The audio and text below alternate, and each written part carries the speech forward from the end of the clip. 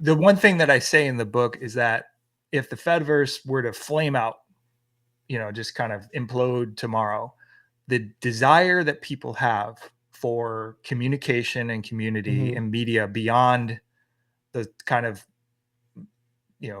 really parasitic uh, corporate model, that desire has been there for a long time. It's been there throughout media history. Like there's always been people saying like the media system we have is terrible. I want to make my own media. I want to be the media. I want to engage in what people call prefigurative politics, like try to make a more ideal world within my media and communication and social structures.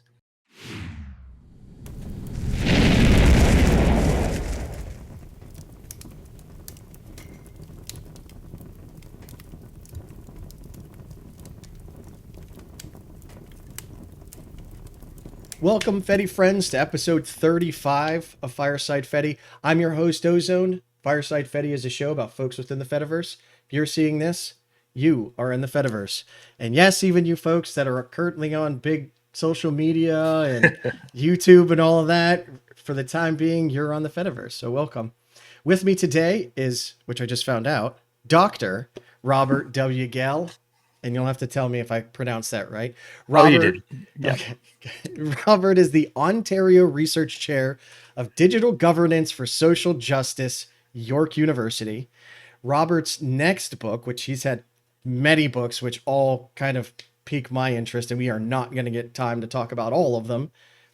Hopefully, some of them. But his next book is Move Slowly and Build Bridges: Mastodon, the Fediverse, and the Struggle for Democratic Social Media. And I believe it's currently published right now Yeah. by Oxford University Press. So, Robert, welcome so much. I am, as we were talking in the pre-show, I am massively, massively interested in talking to you. We will not have enough time for everything, but I want to maybe come back later, or maybe I could peg you somewhere else because I want to know your thoughts on all of this. But before everything, how would you like to be addressed? And secondly, how'd you get to where you're at today? Robert, he, him's fine. Thanks. Yeah, let's have a great conversation. How did I get where I am? I was born in a small town in Michigan. No, I won't go back that far. You were born at a um, very young age. yes. um, as we were saying in the pre-show, I thought about this question. I thought about it in relation to my academic journey. Like, how did I get to the point where I wrote Mhm. this book? And it really starts for me back when I was doing my PhD in it was 2005 to 2010, and I was doing a PhD in cultural studies, as I was telling you, at George Mason University, and got Mhm. interested in internet cultures. And at that time, Web 2.0 was like the hotness, right? So in 2006, the Time Person of the Year, you might remember, was you. And so Time Magazine had this Oh, mirror image, and it I was like, didn't it know looks that. like a Yeah. YouTube screen. So you could Okay. hold up the Time issue, and there was a little mirror, and you could be the person of the year. And the argument in that article was like, members of the internet are Yeah. making videos and blogging and building wikis and stuff. And I got really caught up in looking at that. Um, and I think two particular entities kind of set me off on a particular path. One is Facebook and one is Wikipedia. Um, Okay. Facebook, at this point, we have just a huge stack of criticism of Meta, and we could Yeah. go through them. I think most folks are familiar with the criticisms, but um, when it started out, there was a lot of hype about Facebook being this democratizing force, Yeah. and all Right. these things, blogs and wikis and so on, Yep. even to the point where, like, the Arab Spring, some people called it a Facebook revolution back in 2012, which Right. it wasn't. It was people in the street, right? It wasn't Facebook causing the Right. It was the revolution. ability to communicate on a platform that folks weren't familiar with, but was able to bring people together, right? But It was without people. the people, In without the my people. view, it's people in the parks, right? Man, it's people protesting. Like, they're going to do that, right? They're going to Right. do that. They did that prior to Facebook. They did, Yep. you know, Yeah. yeah. No, that's fair. Yeah. To say that Facebook caused a revolution, I thought was a little bit extreme. But really, like, the Yeah. thing that got me was Facebook was a system and like this container which we could pour our sociality into it. Mm-hmm. We could say, I like this, I'm friends with that person, these are my interests.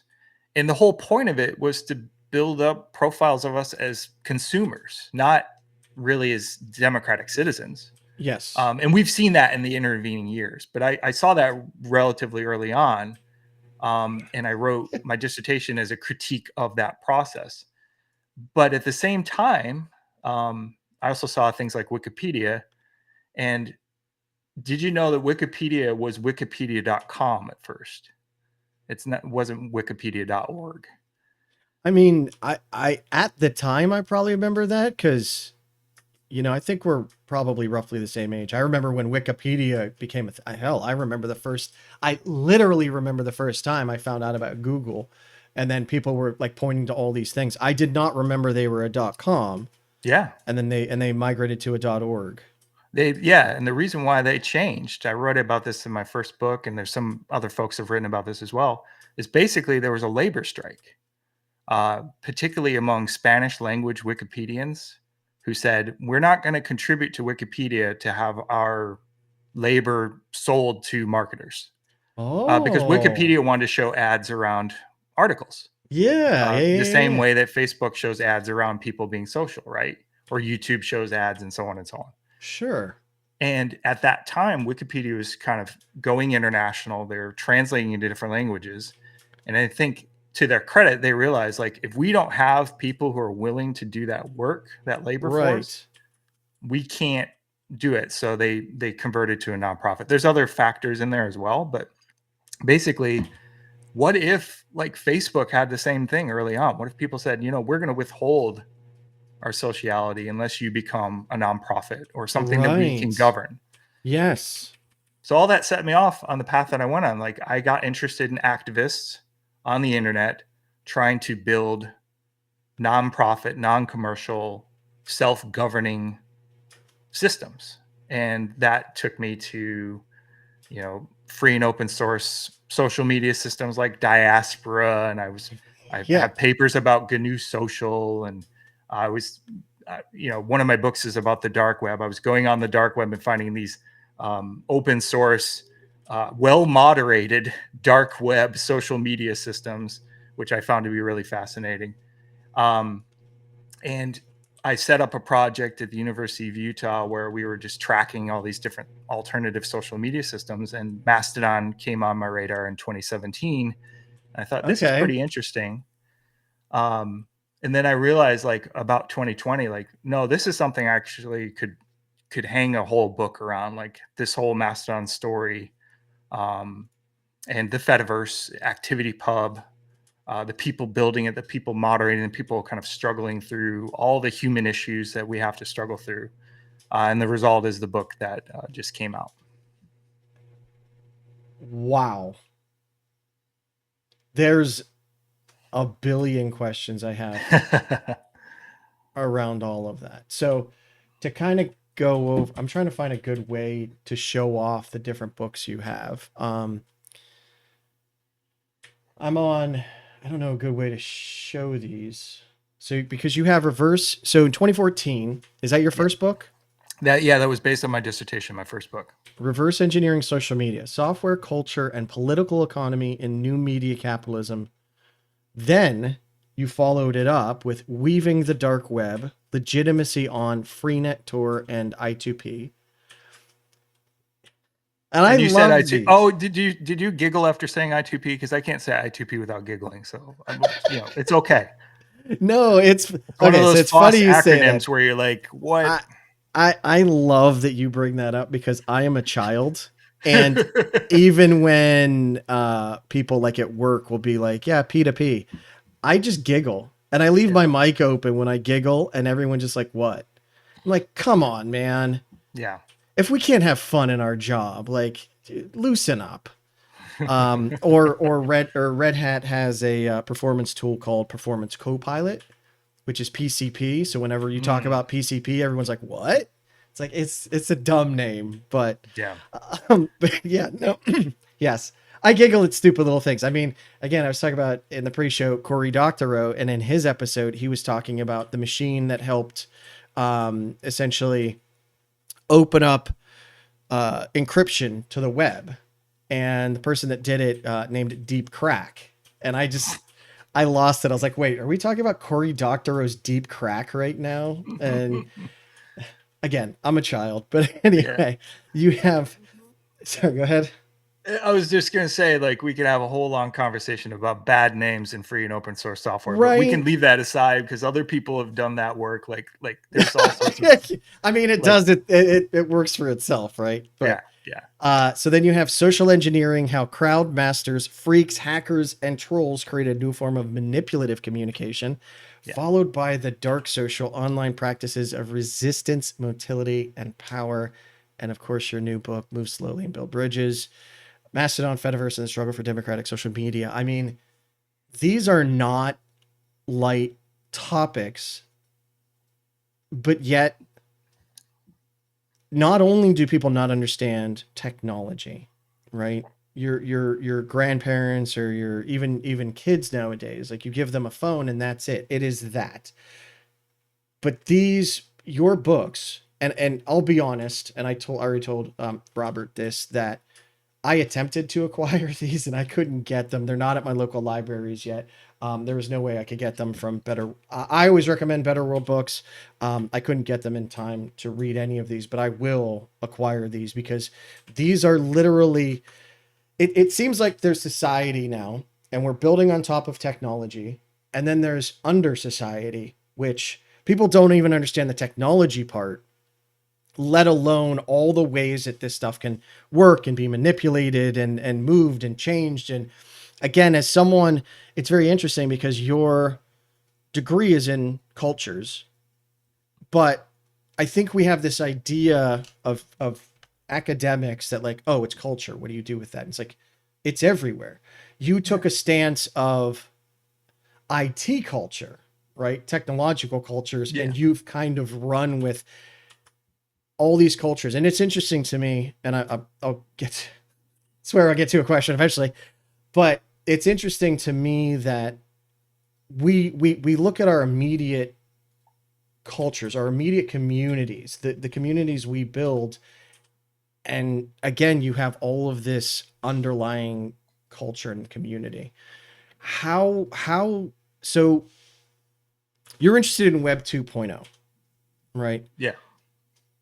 How does a college even look at someone like, oh, okay, you're in culture, but you're interested in IT. Yeah, we'll fund you for that. Like, how does someone get into a field like that? Oh yeah.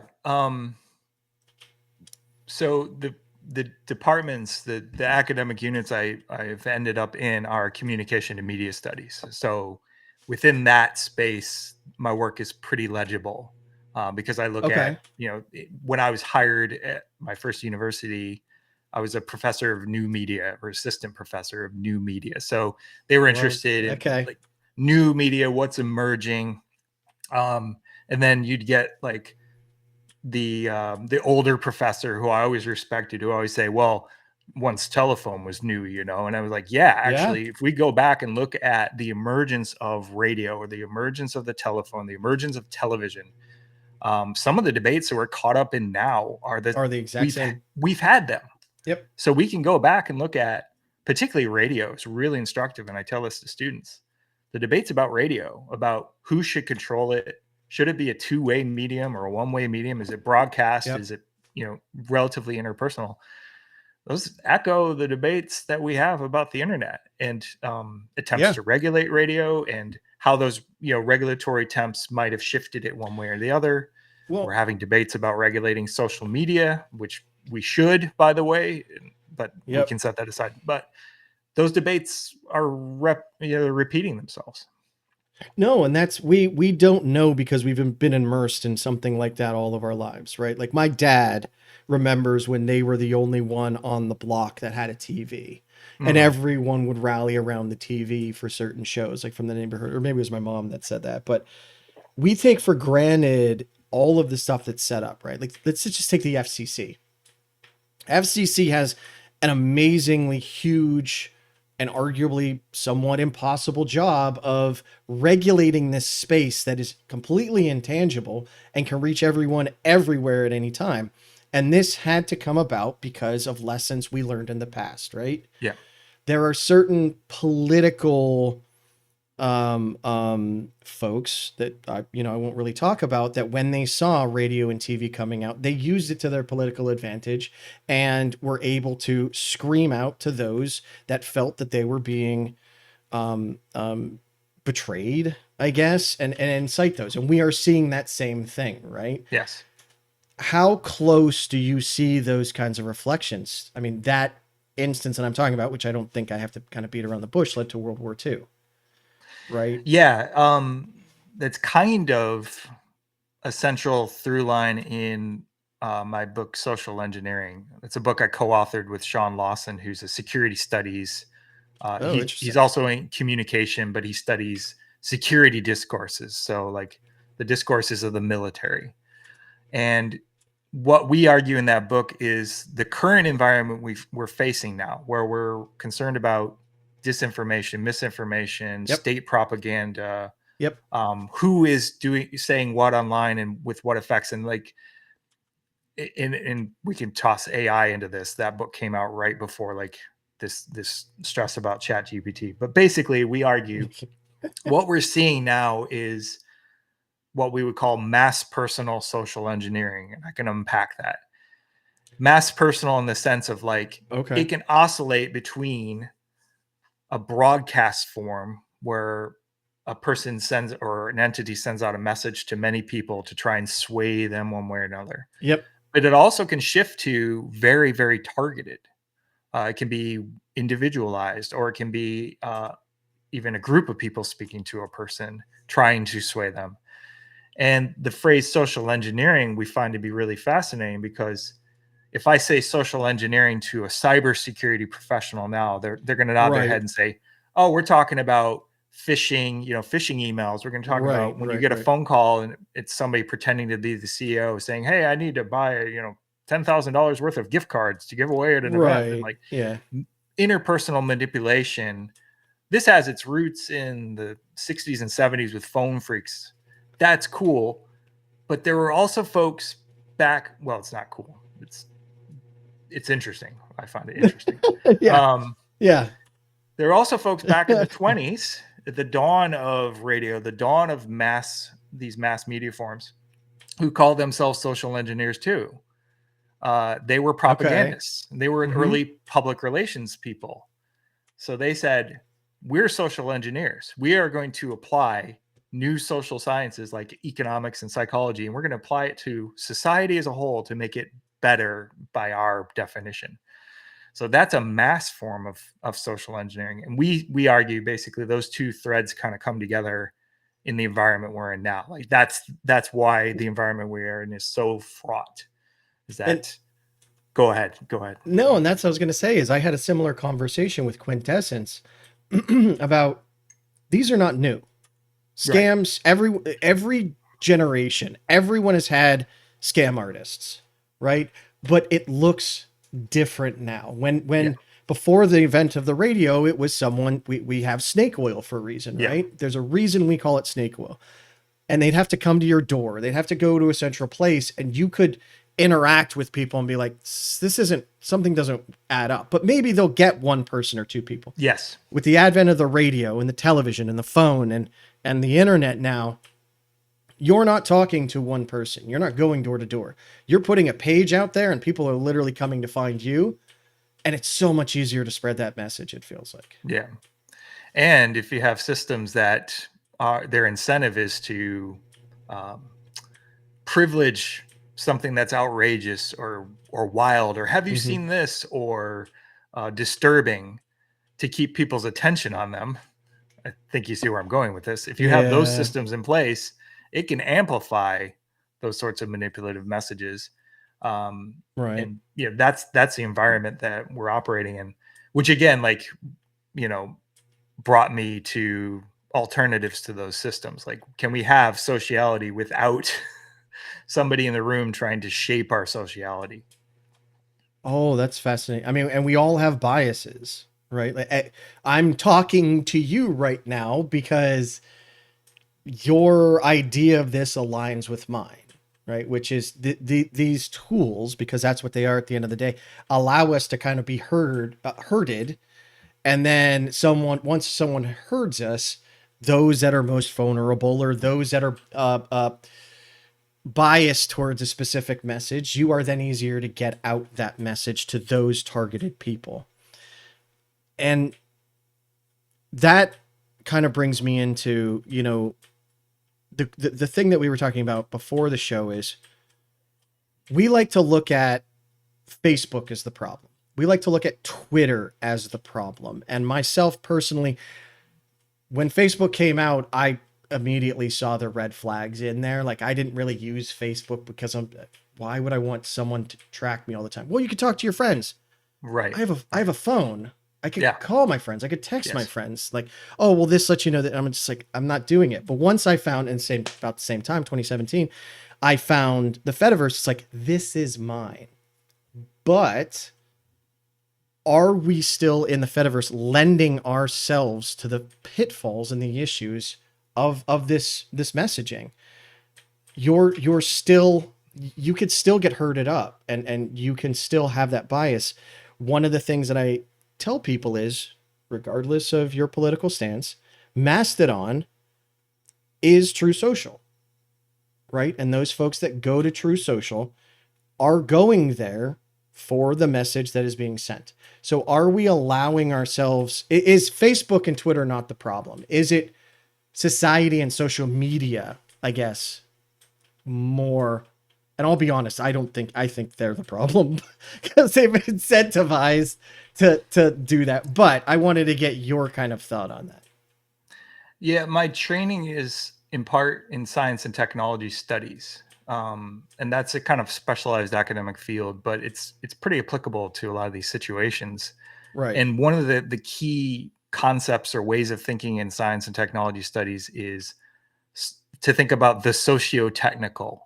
So instead of bracketing off the social from the technical and Okay. saying, okay, I'm going to do technical analysis only. It has nothing to do with social interaction. And I'm over here doing social. We think about the overdetermination, the mixing of the two, how one can shape the other and vice versa.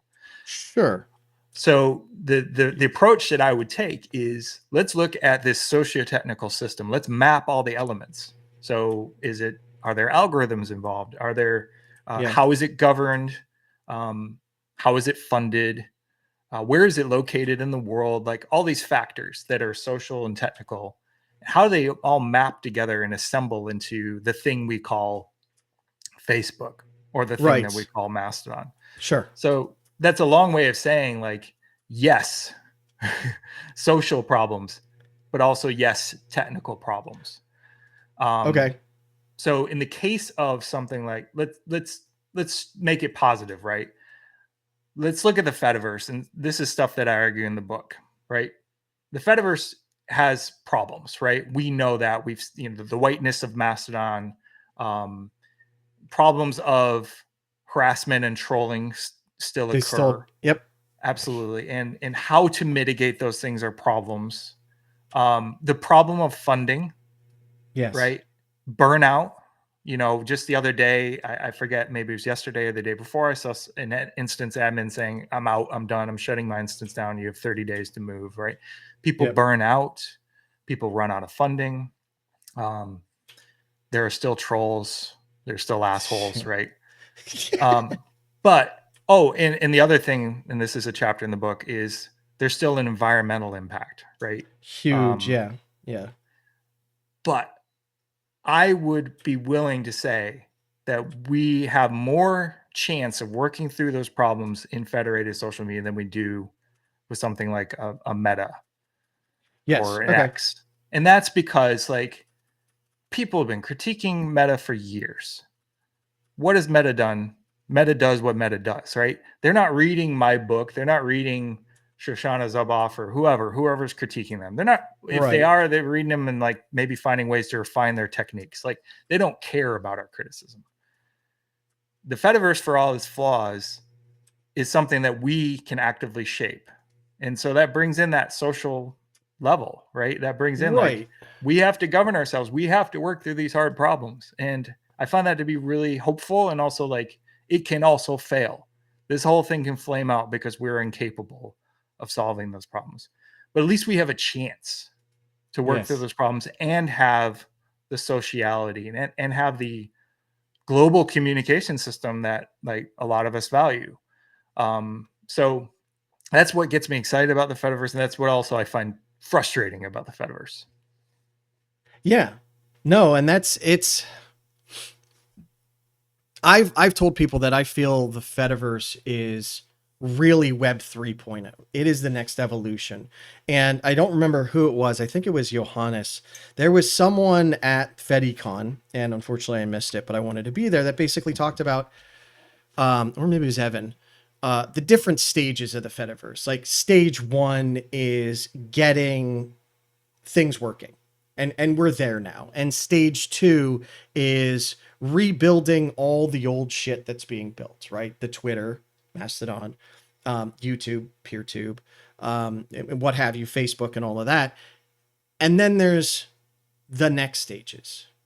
We have the opportunity, whereas Meta, who is a company, they're there to make money for their shareholders, they are there to make a profit, and they're going to target the largest populations. Oh, you're 1%, we're not doing something right, we don't care, put Yeah. up with it.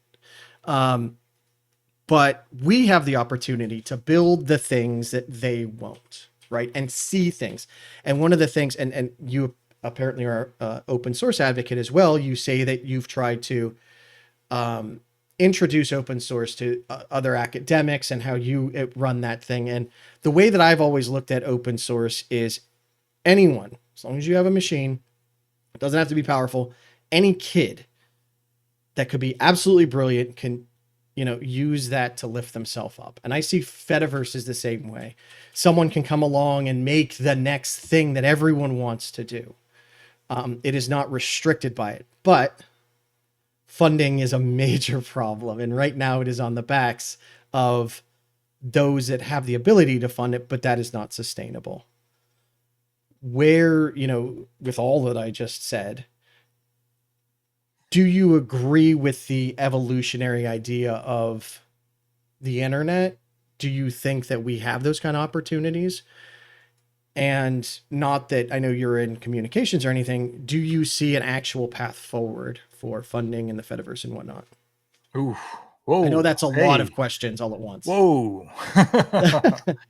No pressure on you, Robert, but the entire Fediverse hangs on you right now. About 20 million people plus the other 8 billion that we need to reach.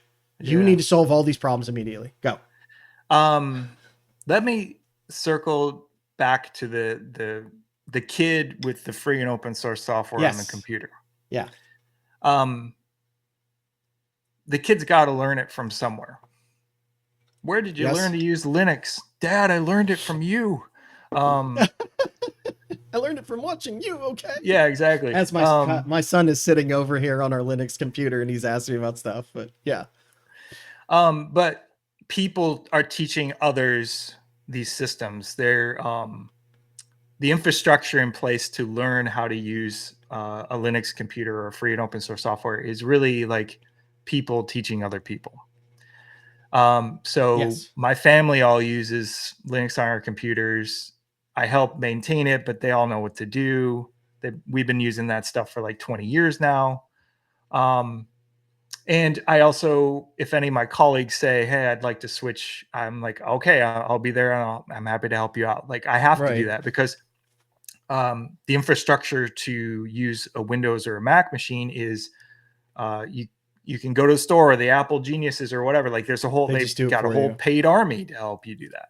Yeah. And if you run into trouble, like you call somebody, I guess. Like I see the Fediverse as somewhat similar, and some folks have the means, and by that I mean maybe financial, but also technical, to Yeah. set up an instance, and then they can invite friends who don't have those means who can participate.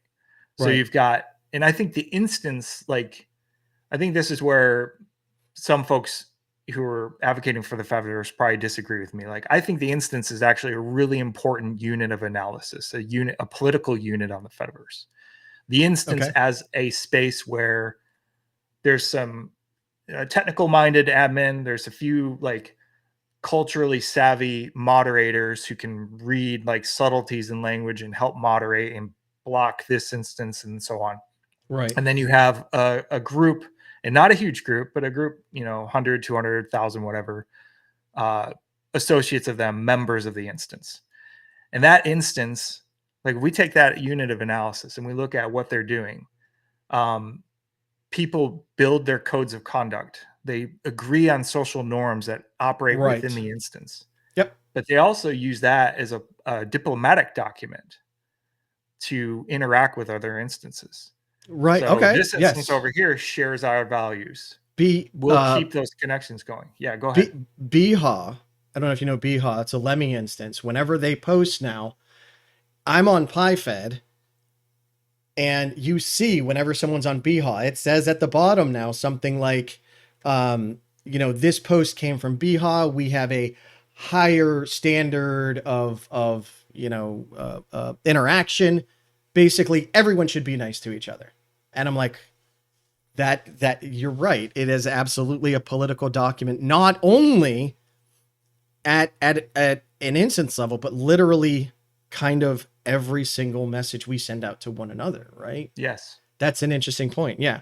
And that is the most compelling thing about the Fediverse to me, is that what we see here are small groups governing themselves, paying their own bills. And like we can talk about the problem of paying bills in a minute, but they're also connecting to one another through shared ethical values and Yes. importantly, disconnecting from people who don't share those values. Right. Like blocking an instance that is full of racist, misogynist, transphobic trolls, right? The ability to maintain a connection or disconnect is fundamental to that. And the documents that people have built, these codes of conduct, are also fundamental to that. And that helps structure those relationships. So, one kind of felicitous part of the word protocol, we talk about protocol in the sense of like SMTP or ActivityPub as a Right. technical language. And if you speak that language, you can participate in the network.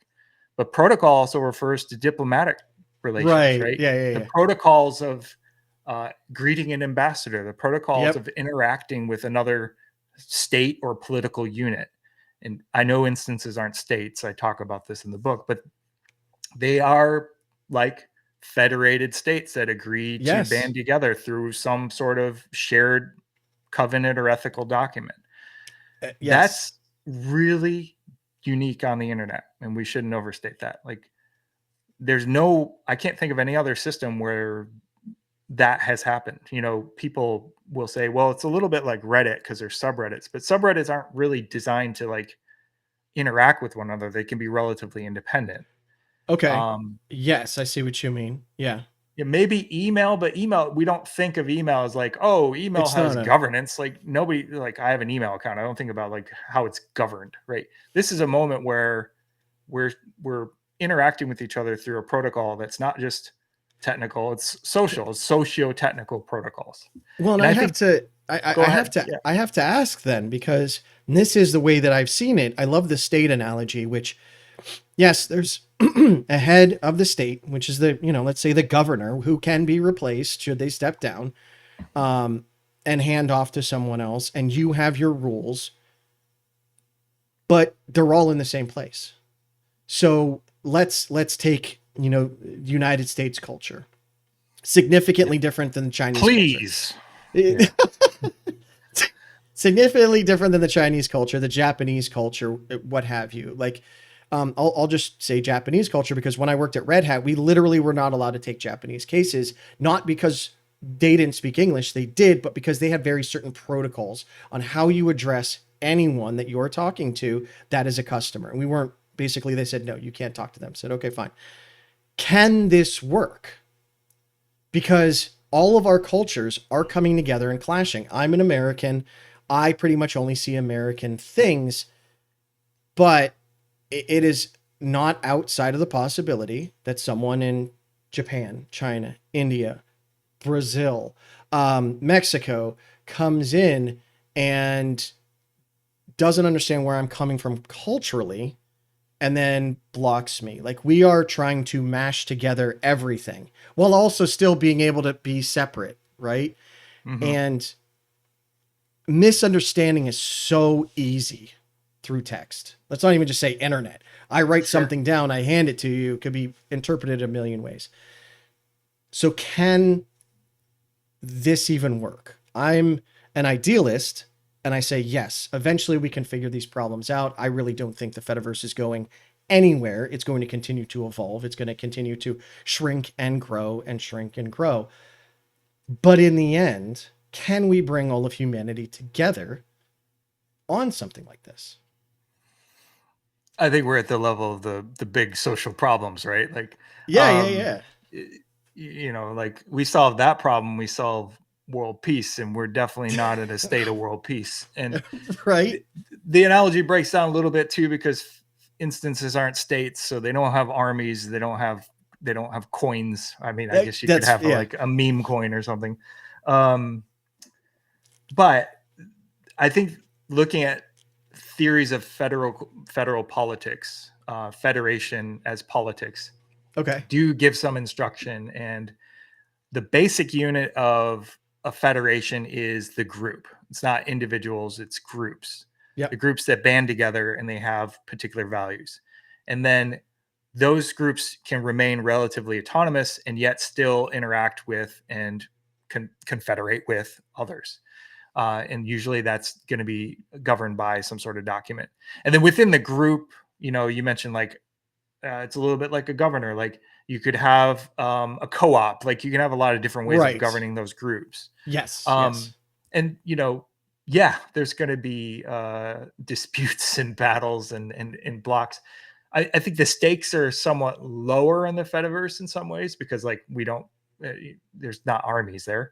Um, and it's okay if Yet. somebody Yet. Give it blocks time. me, they don't agree with me, they block me. I'm like, cool, like please, like for whatever reason you got to block me. That's fine. Yeah. Um, but I think again, what I find fascinating is like, and studies have shown this.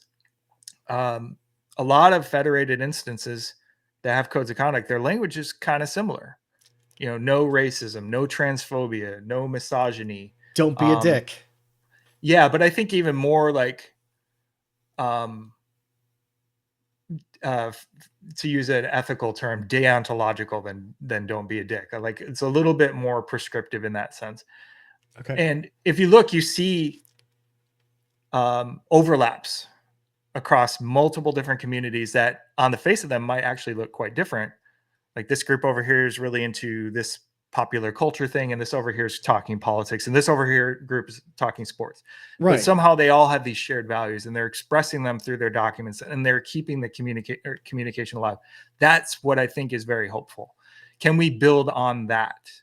Can we build on discourses of self-governance, of Yep. communities working through like how do we conceptualize ourselves? How do we conceptualize our relationships to others? How do we and build Yes. out from there? And again, like I think other folks who are advocating for the Fediverse might disagree with that. They might say it's actually really more about how do I get an individual user to this space, and I want to emphasize how do we build communities and then have those communities be able to communicate with each other. And again, able to block, people that they don't want to hear from. And I don't mean that in the sense of like, I don't want to hear from you because your politics are slightly different. I mean, I don't want to hear from you because you actively think I shouldn't exist. Right. Like, Right. Okay. Yeah. Yeah. and Yeah. that's Yeah. what we're Yeah. dealing with now, like particularly in the States. The ascendancy of groups of people who think other, very marginalized folks shouldn't exist. That's dangerous. Yeah. No, I think we can agree with that.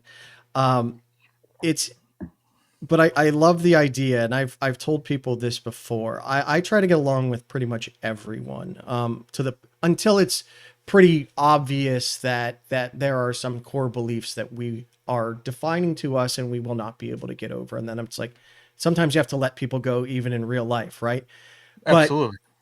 with a billion things we'll disagree with, Let's find those 100 things that we can agree with, and let's talk about those. And I think that's, again, where one of the strengths is that Facebook and Reddit and Twitter can never do, because they are defined by a single code of values, right? Where this allows you to define your code, build your community. And then if there's something that you can't get over, someone leaves, someone comes back, whatnot. Politics is obviously a big one. I had someone in my community where all I said is I think that we're heading towards a recession. And they said, well, I think the current president is going to do great things. And I said, I'm not talking about now. This was coming. I think this has been coming for a couple of months now. And they decided to leave. And it's like, that's fine. We had 100 different things that we can all agree on. We talked, we were good friends and all of this. And we kind of separated due to this one thing. And I hold no animosity towards that person. But that's what should be allowed to do. Even in society, we come into groups, we leave groups. We are, Yeah. we flow in and out of different communities. I mean, hell, I go to martial arts pretty much every night, either for me or my kid. We have a community there. When we leave, we are different. In college, we talked about wearing different hats, essentially. Mm-hmm. When you're at work, you're wearing one hat. When you're with friends, you're wearing another. When you're family, you're another. And it seems that is more acceptable in person, but a lot of people get infuriated by that. How dare you not allow me to talk to you anymore? And I don't really, I thought I had a question or a flow here, and my brain just goes. But so it sounds like, yes, you think that this whole thing can succeed. I know you probably want to hear what happened next on the show, but the following section is only available on the Fediverse. These uploads to big tech platforms such as YouTube are there just to spread awareness about the Fedi. They were never supposed to be the official way for you to watch the show anyway. So go on and get the full episode on video.firesidefedi.live. It is absolutely free. Just a different website. This video will now continue from a bit later in the conversation. You obviously think that there's some way to do this. And again, unfortunately, I haven't been able to read the book yet. I will be. I'm going to get these books because these are right up my alley. I love these. What kind of arguments and conclusions do you make in the book? Spoilers.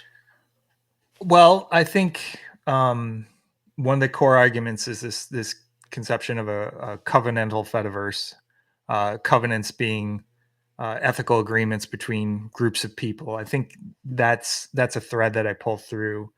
I think the contours of that, the struggles over that, is a thread that I draw through. So, blackness on the Fediverse, the dogmatism about free speech being, well, I can spew hate, like how to deal with that issue. Yeah. I conclude the book essentially by saying that there's an ethical program emerging here. It's an ethics of care. It's an ethics of relationships. And there's no certainty with ethics of care. So some ethical programs will kind of prescribe to you, if you do these things, you are a good person. And some ethical programs will say to you, if the results of your action are good on the whole, then you've done the right thing. And ethics of care comes from feminist thinking, and it's more, you build relationships with people who are frail, who will fail, and you will fail, but we're trying, and we're building these relationships and caring for one another. And if we can foster that, we will have a better society. So there's no guarantees, there's no hard and fast rules, there's no math on a global scale of like, this action resulted in greater happiness across the globe. It is about building relationships with one another. And whoa, hope you're okay. Sorry. Oh, my camera got messed up. Yeah, it followed you really well. Like, it's like, oh, we gotta go way over here. I hate it. I'm sorry. Well, so like, do we have a system in place that will care for folks who are sick? Do we have a system in place that will care for folks who are young? if we don't have those systems in place that will recognize that we're all dependent on one another, then what do we do to get to a place where we have those systems? And unfortunately, some other approaches to the world say, how do I get mine? How do I get mine? How do I get what I need or want? Yeah. And I don't care if you do. Or how do we, our little group, get ours, and if build up another group saying, they're getting stuff for free, why aren't we? And so we create we versus them hate. Those are different ways to look at the world, and there's no guarantee that one program is going to win out, right? It's a struggle. And the people I want to support are the people who are struggling on building those relationships out, building relations of care. And this is one vehicle for it, but it's not the only vehicle for it by any means. The Fediverse is important, but it's also it's only a small slice of what we humans are doing on this planet. Oh yeah. No, and at the end of the day, it is a tool, right? It is a communications tool to get things out. And I do find it interesting because you're communications, you're in communications, and we think oh, telephone, TV, Yeah. radio, and it's no, but the entire internet is communications. I never took a communications class in college because it's I have no interest in telephone, radio, and TV. But one of the things that I found, because in the current political environment, I've become active. I have gone and I've talked to my state senators. I've reached out to my federal politicians. And the one I actually sat down with and I talked to him, and it's interesting because we can all agree. We want to help people. We want everyone to be safe and have a good life. The difference is, how do we get to that point? And in some instances, it's well, we have to tax people to build these programs. And other people say, no, we don't tax people because we're very inefficient at helping people. You keep the money and you help people in your area that you think deserve help. And, And again, it's how do you come about it? And I think that's where we actually have these disagreements, right? Is on the how do we get to that point? And something again, one of the reasons that I never used Facebook is as soon as their money, I don't want to say, as soon as their profit is in danger from your message, they're going to change it. Right? They're not going to allow you to get your message out. There's a book, Careless People. I don't know if you've heard of that. I had to stop reading it. And if it's true, I was tagging the book in certain places, and I got halfway through the book and I stopped, and my wife was like, oh, what are you tagging? Is that all the interesting bits? And I was like, these are all the bits that I found atrocious. Yeah. And at the end of the day, they're a company. They're going to do what's best for them. That doesn't mean it's right.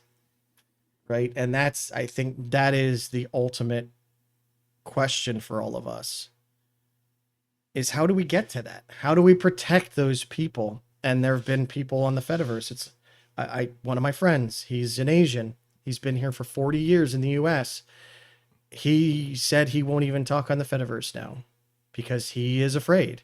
He's not a citizen. He's had his green card. Yeah. So these communication platforms aren't the end solution, right? No. They are another means of communication. Yeah. And they're deeply important to democratic deliberation, which is why you see authoritarians cracking down on media. But at the same time, they're not a substitute for governance or state level governance. So the problems you're mentioning are at the level of how is what's our political situation? How are we governing ourselves? Mm-hmm. And also what's our political economy? How do we conceptualize value and distribute value throughout society? I think what I find interesting about the Fediverse is that it's largely non-commercial, non-capitalist. It's not about people trying to manipulate Right. others into a profit. And let's foster that, because that is a way Yep. to operate outside of capitalism to the extent it's possible. And there's all sorts of issues. The other thing I find interesting about the Fediverse is that, again, communities can govern themselves.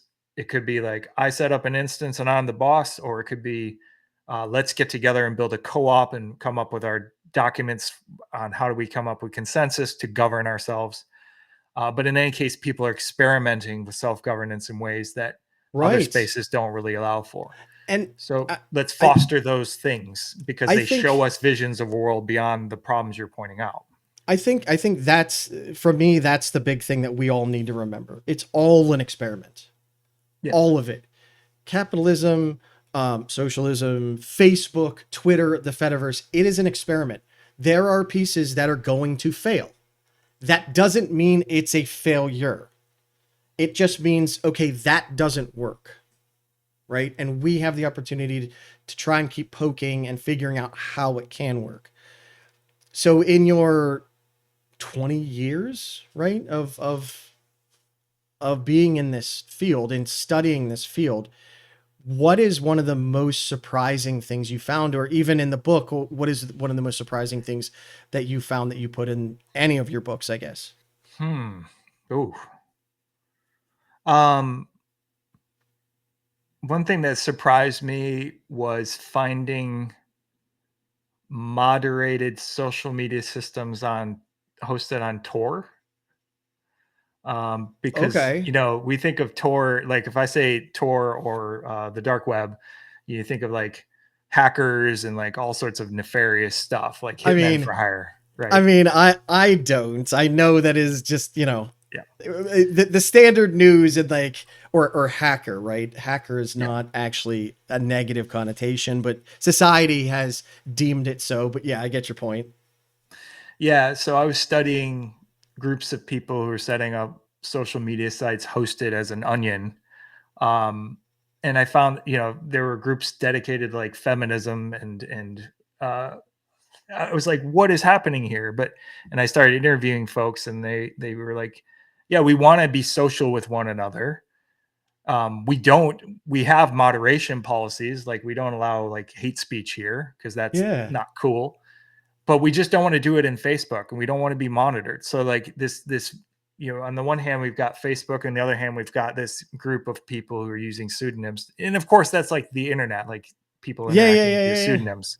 Yeah. But that like perturbed me in a way. Is like, oh, people are taking these technologies and they're bending them to various uses, and that kind of illuminated that aspect of it. And they're bending them to ways that the general perception of the technology or tool is, oh, it's only useful for this nefarious purpose or what have you. Um, Mm-hmm. Yep. Many technologies have these debates, have these struggles. There's a school of thought in science and technology studies called the social construction of technology. And the basic idea is social groups see a technology and they kind of struggle over its meanings. And then over time, one meaning gets locked in, but the other meanings aren't gone forever. So the Fediverse, Interesting. we're all talking about the Fediverse. We're all like debating about it. Like, oh, we should do this. We should build out this capacity, or we need to make it more like this or that or the other. That's what's fascinating to me, is that struggle. And I guess my book is like a contribution to like how we're socially constructing this space and trying to perturb it in particular directions. And I'm not the only, by far, I'm not the only one. You know this because you've talked to a lot of folks, and they're all over the Fediverse, hopefully critiquing and dunking on me as I speak, saying, no, Rob's wrong.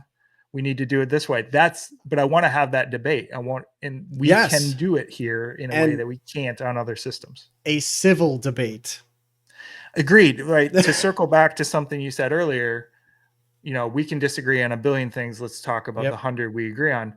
I would say, let's use those 100 things that we share and use them to work through these disagreements. Yes. Not make it about the disagreements and about scoring against one another, but about how do we work through a disagreement and maybe synthesize Right. disagreements, or I concede Eh, the point to you and say you are right and I was wrong. Like, the ability to say I was wrong Oh my is gosh. so important. And again, you've said a million different things and I want to hit on all of them, but I'm not going to, we don't have time to hit on them. Like the whole dark web thing. It's one of those, I fear what I don't understand. And someone told me that I should fear it, ergo I fear it because I trust them and I don't know this thing. And it's funny because my dad asked me about the dark web stuff and I was like, it's anything that's essentially not indexed by Google anymore, which is more than Google, right? It is not evil. It can be used for evil, but that's technology in general. But it's interesting that you're right. A lot of it comes down to we can't agree on something and we can't people are like, no, this is the way. And I've seen this in software development. It's very common in software development, right? Why didn't you do X? Why didn't do X because of Y? Well, then you could have just gone from X to Z. It's like, but I did it. This is how I know how to do it. And like, it's software development has gotten to the point where it's like, there are a million ways to do it. And essentially, what is your favorite color? Yeah. There is no right or wrong way. And a lot of times it's just as long as you get to the end goal. Yeah. And I see the Fediverse is the same way. Like I saw a conversation the other day of this hasn't been patched. Well, why are you calling me out that this hasn't been patched? It's like, because we've been trying to reach you to tell you this isn't patched. Yes, it is patched. It's here, but it's not because we could still do this. And it's like, I feel like we try to use these forms of communication as a be all end all catch all way to communicate. And the Fediverse Mastodon is a horrible way to communicate in some instances, right? Like it's like a ticketing system. Here, try this. Well, I tried that and I got this error. And like I've been on, again, when I worked at Red Hat, I got on calls like, I don't know what you're saying, sir. Let's just get on a call so you can show me what's going on. Yeah. Oh, I see. You're calling it this. And really I define it as this. Neither one of us is right in our definition, but that's how we do it. Now I've seen it. Now I understand. But that takes time and effort too, right? Yes.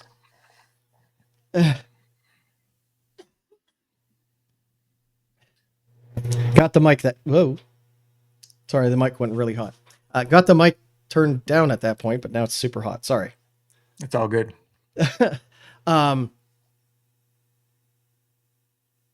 Again, I have a million questions and we're already like, I could pick up on one thing there though. Oh yeah. Go ahead. Some people, okay. There's a discourse about the Fediverse being hard. And my response to that is like, being social is hard. Yeah. Being with other people is hard. It takes thought and effort and thinking about the other and what does the other desire? What do I desire? How do we reach some sort of consensus? How do we work through our problems? So the idea that social media should be easy is bizarre to me because to be social is a really hard act. And what I find compelling is when people don't offload the hard task to, this corporation, this set of technologists, and instead take that hard task on themselves and struggle through it. And we do it out in the open. That's what I find compelling about this space. And it's that's an excellent point. And it's interesting because it's really no different than going and sitting on a bus. There's a person right next to you, but you don't really talk to them because you feel awkward about it. But on social media in general, we feel that, there's not a person behind it. We're just reading text, right? So we have these knee-jerk reactions of things that, we can talk about. But yeah, that's difficult. And again, there is no right or wrong answer, right? Like there's this whole idea that Mastodon has taken over the Fediverse and whatever they implement goes. And now we have to catch up to them. And it's like, you don't have to. And that might not be the right way. Right? Like but I think you're not talking from a technical standpoint, such as that. You're talking it from a social communication standpoint of people being people and coming back to that idea. Like, let's go onto the bus with all kinds of people you don't know. And you're just sitting there screaming, I love this ice cream.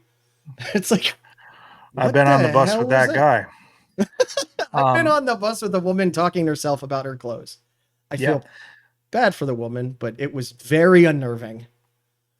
But so we can use that as an example. You can sit on the bus next to other people that you wouldn't sit to normally. Yeah. Or we can all sit in little steel shells and move back and forth and have everything kind of handed to us and hear the radio station that we want to hear, the talk show that we want to hear, and not interact with one another. Yeah. And pretend that we are, because we're moving to the same place and looking at a thing and then leaving that place. The bus is actually a pretty good metaphor for all this. Like the bus, you sit down next to people that you wouldn't normally sit down next to, and you're all going somewhere, and somebody could get up and dance and you could choose to join them or not, right? You could choose to call the cops on them, right? Yeah. That's kind of an interesting contrast for me from something like a car or something, or just sitting at home and having things delivered to you.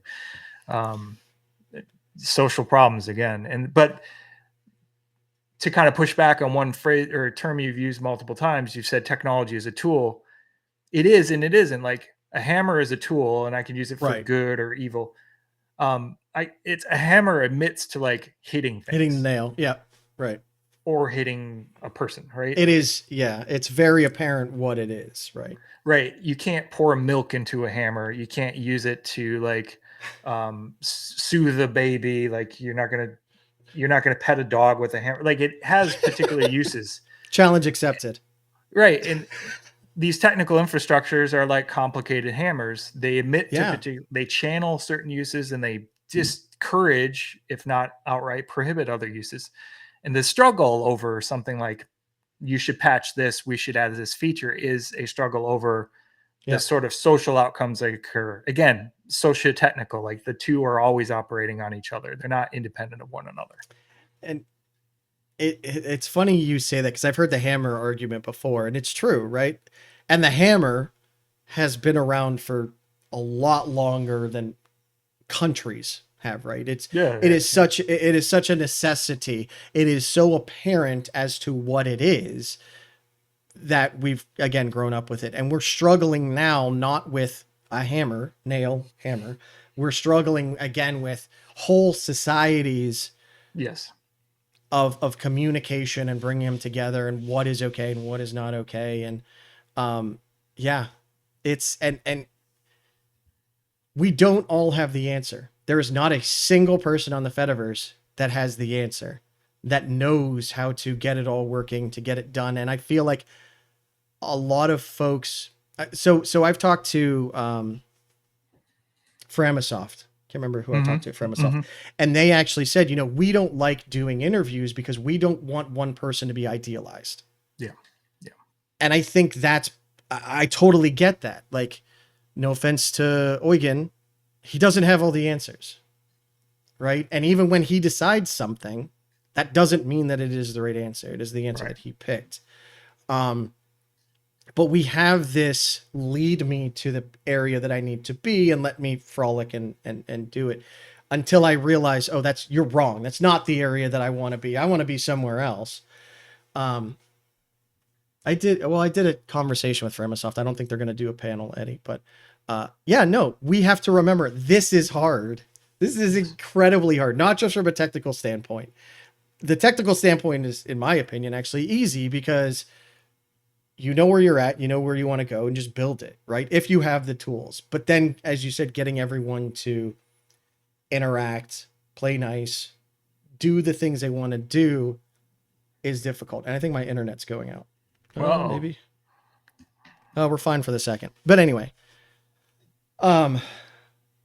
what is, like, if there was one message that you can get across, again, from your book or just personally, what is one message that you would want to get across? I think something that has come up throughout my career is that we can have competing visions of what communication is. And communication can be, I give you a message and I get a reaction from you, and the reaction, the success of my message is the extent to your reaction being in line with what I want. So an instrumental view. I transmit a message, you take an action. I like that action. Or communication is you and I struggle over the meaning of the world together. And that's, I want to be in the latter space, but I feel like a lot of the systems are engineered to emphasize the other one. Like I said a thing, I dunked on somebody, I got a bunch of likes, I was able to get my message out. And I'd rather be in the place where I said a thing, you say a thing, the things through that that communication, a world emerges, and it's a world we agree is better than the world we had before. That's where I want to go. And wow. Again, the way that you stated that downplayed how difficult that is. Again, you're a communications major. There are literal people whose entire job is, how do I get the message out that I want? Yeah. In the right way, in the right tone, so that it's received appropriately, right? Yes. And then we have organizations that are there to say, oh, well, so-and-so said this. And it's like, yes, they did, but no. And it's funny that you say it that way, because it's like, oh yeah, we could easily do that. It's go talk to your wife, right? How many times have you talked to your wife or your significant other or your kids or your neighbors or something? And it's like, why are you so upset? I just said this. And you're like, yeah, but you meant it this way. It's like, no, I didn't. Like, that is a hard thing. And literally my mind goes to like comedians, right? Because they make jokes, but their jokes can be so easily misinterpreted as just dunking on someone or whatnot. And it's George Burns actually said comedy is the most serious business. And I love that, because it's attempting to communicate with an audience of unknown about something that, you know, you want to get a meaningful reaction of that was funny, and not, holy shit, you're an asshole. Mm-hmm. And that's great. I love that. Yeah, that's why one of the words in the subtitle is struggle. Yeah. I think struggle, experiment, these are all very hard. Know when to say you're wrong. These are all very difficult things that society, humanity has struggled with since the beginning of time. And the Fediverse is not going to solve that. Nope.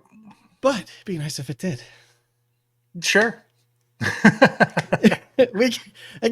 we can tell ourselves it will. This is the you know, the oasis, the perfect place. We swear. Right. Yeah. No, it's not. No. But now, for the real reason I asked Robert here is to give him the opportunity to win a prize of a lifetime. Excellent. Our prize today is a signed copy and a chance to meet the author of the new book, Move Slowly and Build Bridges, Mastered on the Fediverse and the Struggles for Democratic Social Media. I don't know if you've heard of it, Robert. I'm excited to try and read it. I thought about a signed copy of Move Fast and Break Democracy, but I figured you wouldn't want a book from Mark Zuckerberg. No. Okay. Are you ready for the quiz? Please. All right. Favorite movie and why is it Spaceballs? But before you answer, I've been meaning to say this the entire time. I love your shirts. Spaceballs is a great favorite movie. And in fact, I tried very hard to convince my son that Star Wars ripped off Spaceballs. And he almost fell for it, but he didn't. I'm a big fan of bad movies and mystery science theater. And so, like, speaking of the Fediverse, shout out to Monster Dawn, Sunday nights, 9 at Eastern. I participated a few times, and I have the epilogue of my book talks about a Monster Dawn movie and getting together to watch bad movies together. So I'm glad you noticed that. I've recently followed the Monster Dawn stuff. It seems like everyone kind of watches it on their own, right? And then toots about it. I was thinking, like, there needs to be like a drive-in movie where everyone can kind of pull in, and then as they toot, you could see like little, you know, what they're tooting about above their heads or something. I think that'd be really cool. I'm not a software developer. I couldn't do that. But so what is your most favorite awful monster or B movie? Ooh. And anything with Jeffrey Combs in it is one of my favorites. I love Jeffrey Also, Combs. like Doctor Strange. Yeah, Mystery Science Theater does a Doctor Strange with Jeffrey Combs, and I love Jeffrey Combs, but in this particular movie, he's so flat. He has no Jeffrey Combs energy. I don't know what was happening. So it's like the weirdest thing if you watch that movie and compare it to the rest of his uh, acting career. I have a lot of affection for these stupid movies. I don't know when they came out. What's called Crash of the Moons, and it's about these space explorers, Rocky and Winky, and they help prevent people, or they help save people who are on moons that are going to crash into each other. It's this hokey, goofy, silly, sweet thing. And in fact, in my hometown, uh, they have one of the props from it in the Air and Space Museum. So I always go and visit that every summer. Um, so I have a lot of affection for that particular movie. It's bad. Don't watch it. You don't need to watch it. You can live your life without seeing it. I always ask people these questions because I love to watch new movies and stuff. And I mean, I'm trying to think, what the hell was the movie? Ed Wood's Plan 9 from Outer Space. Is it better or worse than that?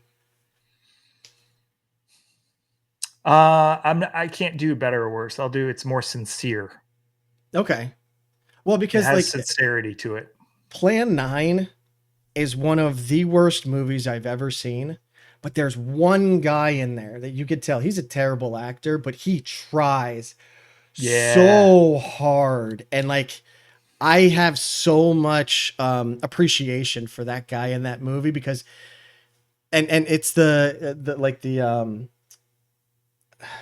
main guy that's an alien that's trying to, that has Plan 9 going through. That guy, if you could base the entire movie on how passionate that guy is that wants to make that work, that movie would have been a success. Yeah. I love that. I have affection for like people who get together and earnestly try and the results are terrible, but they tried. Yeah, you could literally see that. It's like you want to pat him on the head. You're like, good job, buddy. You failed, but you did it in a great way. Galaxy Quest is pretty good, but that's a good movie in general. All right, next question is York, New York, or York peppermint patty? So the contrast between York region in Canada or York in the UK and New York? Whatever York, you want it to be. I'm clearly overthinking this. I will go with York peppermint patty. That's the obvious answer. Okay. I love York peppermint patties. Yeah, no, there's no right or wrong answer, however you interpret them. And I love doing this because you get to see how many people overthink it. It's like there's no math. Yeah. It's like, well, what do you mean here? It's like whatever you want it to mean. Next question is maple syrup, Canadian bacon, or poutine? I'm gonna go with the poutine. Okay. The answer is the reasons are obvious, and if anyone else disagrees, I will block them. For people outside of the realm of poutine, do you want to explain it and why it's the best? I've had some. It's hearty. French fries, cheese curds, gravy. Case closed. What more do you need? Yeah. And I mean, maple syrup is great. Canadian bacon is great, but you can always get too much of that. Poutine, you can never get enough. Yeah. Until the ambulance comes, you keep going. Yeah. I'm sure they're used to it by now in Canada, though, right? They probably have a name for it. Poutine overdose or something. I don't know. There's a Canadian cartoon now, Super Team Canada, and one of the superheroes from Canada is named Poutine, and he has potato guns that shoot poutine everywhere. It's a terrible, terrible TV show, but we love it. It's taught us about Canadian culture after we moved here.